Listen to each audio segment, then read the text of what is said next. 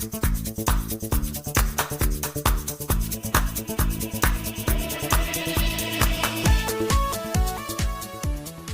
all, welcome back to my channel Gateway to Computer Science. Today's topic of discussion is scheduling algorithms.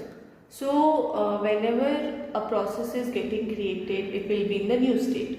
Okay, after it will be brought into the RAM, it will be the ready state. Now the next state is executing, running state, right? The process will have to get executed in that state. Now there will be n number of processes present in the ready state. Now it is one of the functionality of operating system to provide or to schedule the processes so that it can be getting executed. So we have various scheduling algorithms in order to schedule the processes. Okay, so the scheduling algorithms are the algorithms that are used to schedule the processes to the CPU that are either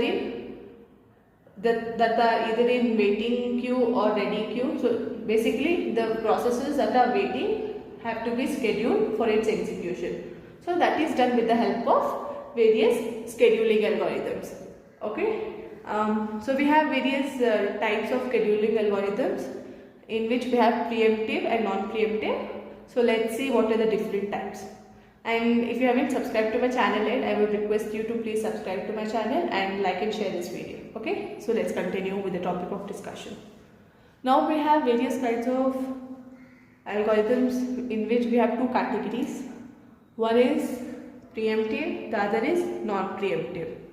What do you mean by preemptive and what do you mean by non-preemptive? You should be very clear with these two terms in order to understand scheduling algorithms very well.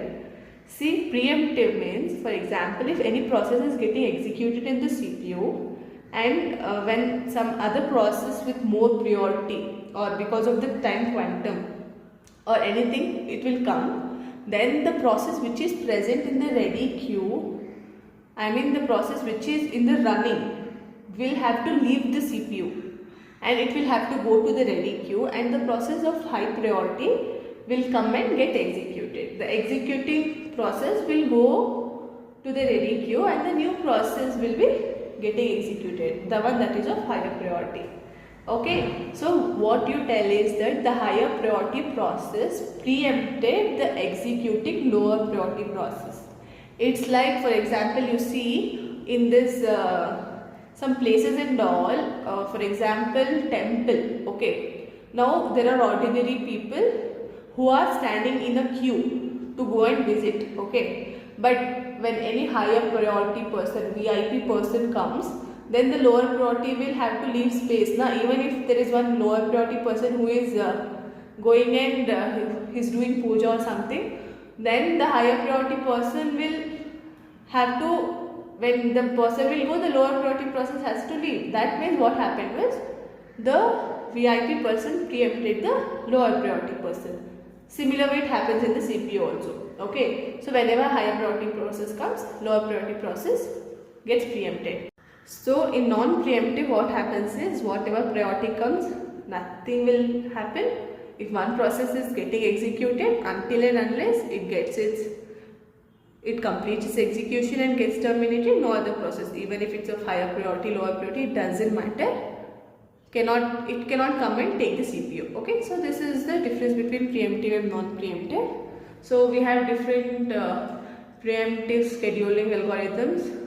Shortest remaining time first, as the name tells, it is based on how much time is remaining. The shortest, which process will have less time remaining, that will get executed first. Then we have longest remaining time first, that means which process will have more time remaining, that will get executed. Then we have round robin, it is based on time quantum. Each process will be given fixed amount of time. If it completes its execution in that particular time, then it will get terminated, or else it will go back to the ready queue. And then we have priority based on priority. If the process is of high priority, then it will get executed. And this is about preemptive. That means the execution process will be removed and the new process will be put into the CPU. And then comes the non-preemptive. Here we have first come first serve. That means it is based on arrival time. Whichever process will come first into the CPU will get executed first. And next is shortest job first, based on the shortest job, whichever will complete its process first, execution first will get the CPU. The longest job first, whichever will have more time of execution will get. Then we have highest response ratio next, and then we have multi-level queue. So these are all the examples of non-preemptive. Okay, so in the further videos we'll be talking about each of these algorithms separately, and in the next video our next video will be about what are the various factors that are considered while selecting any of the process in scheduling algorithms. If you find this information useful, please like and share this video, and do catch up, subscribe to my channel and hit the bell icon so that you can receive my latest updates, so that you can be notified about it. Thank you for watching and have a nice day.